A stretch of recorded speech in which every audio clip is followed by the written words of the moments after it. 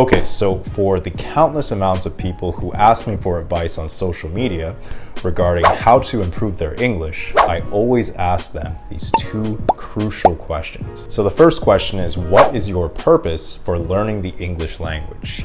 In other words, why do you want to be able to speak and understand the English language? Because there are plenty of people around the world who don't, which is fair. And the second question is, how long have you been learning the English language for? In other words, how much experience do you have using the English language? And have you made a significant amount of progress since you've begun? So once you're able to determine your answer to these two questions, you'll be able to determine more clearly whether or not you're on the right path to English fluency. Now, before I walk you through the steps to becoming fluent in English, I highly recommend that you subscribe to this channel, as we'll literally be putting out new English lessons every single day.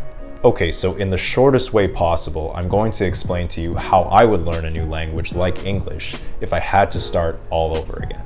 This is going to broadly answer how you can become fluent in English.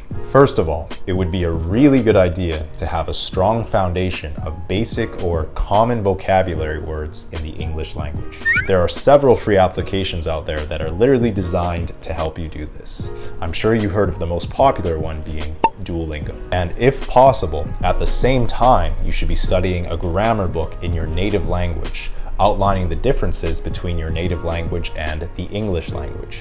I can't begin to emphasize enough how extremely important this step is, as building a strong foundation of the basics is going to make practicing all of the other language skills much easier. Secondly, when you're almost done building a strong foundation of basic vocabulary words and familiarizing yourself with the rules of the English language, you should begin to consume media with English subtitles. Consuming English media with English subtitles is an efficient way to improve your reading skills and listening comprehension skills fairly quickly. It would be beneficial if you consume English media regarding a subject that is applicable to your lifestyle, or it could just be something that you're simply interested in. I'd also recommend consuming content that simulates realistic conversations among native English speakers, as a lot of the situations that you see on TV shows will never apply to you in real life. Real, authentic content is really easy to find these days for free, simply by navigating your way through social media platforms such as YouTube. Thirdly, once you begin to get somewhat comfortable reading and writing in English and understanding how English speakers communicate with one another, you should begin to put more emphasis on your speaking and your writing skills. A really efficient way to improve your speaking skills is by shadowing the subtitles that you read in English. Back in the day when I had to learn a new language, whenever I saw a word or a phrase that I wanted to adopt into my active vocabulary, I would always repeat it out loud at least 5 times. The purpose of this was to train my mouth to pronounce the words the same way that a native speaker would. In addition, after you read something in English or after you watch something in English, it would be extremely beneficial to write down your thoughts or opinions about what you just read or watched in a simple diary or notes application. In the modern day, being the date that this video was recorded in 2023, I'd always recommend typing instead of writing. I say this because the spell check tools on most of the applications out there will help correct your grammar and show you what is correct and what is incorrect. Fourthly, before you can get to the level where you can spontaneously converse with other native English speakers, it would be a good idea to first practice spontaneously conversing with yourself. Whether it be in the morning while you're taking a shower or the last thing you do before you go to bed at night, you should always be making an effort to have small conversations with yourself to practice expressing your thoughts and opinions out loud. You should express your thoughts organically, just like you would in a spontaneous conversation with a real native English speaker. The most important thing to remember in this step is to practice speaking out loud and not in your head. This will actually train your mouth to pronounce the words correctly. And believe me, once you've done this 100 times, 1,000 times, 100,000 times, it's going to become second nature to you over time, assuming that you live in an English-speaking region. If you don't live in an English-speaking region, it's still fairly easy to find native English speakers online who you can practice with. The best free application that I would recommend is probably HelloTalk.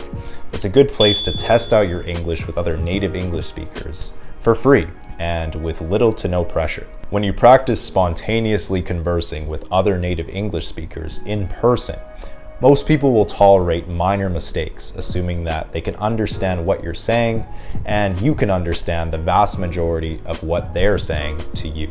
So simply put, once you get to the level where you're somewhat comfortable conversing with fluent English speakers, you really have nothing to lose and everything to gain by practicing your speaking at every opportunity that you can get. So of course there's way more nuance to the 5 steps that I just described, but broadly speaking, these are the 5 steps that I would take if I had to learn a new language all over again. So of course the steps to improve your English are going to be different depending on if you're a beginner, if you're at the intermediate level, or if you're at the advanced level. So I'll quickly break down how I would advise someone at each level. And before we jump in, if you've learned anything new so far and you'd like to support the channel, you can simply do so by liking the video. It would mean the absolute world to us as we want to continue to work hard to put out new English lessons every single day so that you can learn English much faster. So first of all, if you're a beginner at the A1 or the A2 level of English, then you can likely understand and communicate the most common words and phrases in the English language. You can also describe familiar subjects at a basic level and make really simple demands such as ordering food from a restaurant. So if I were to advise a beginner, this is what I would tell them to advance their English to the next level. First of all, always be mindful and study how native English speakers communicate with one another on a daily basis. The second thing is to consume English media that you can actually understand. Once you're comfortable with it, then you can challenge yourself with English media that is more difficult to understand. And finally, you need to develop a really deep understanding of the differences between your native language and the English language, both in theory and in practice. And if you're a beginner, you're probably not progressing as quickly as you want to if you're reading or listening to content that is just way too advanced for your level. You're translating words back into your native language instead of learning the English figure of speech. And you're completely neglecting the importance of basic English grammar. If you're at an intermediate B1 or B2 level of English, then you can likely spontaneously understand and communicate ideas that you're familiar with. Communicate about ideas that you're unfamiliar with, only making minor grammatical errors. Form critical thoughts and opinions in English, or in other words, being able to think in English.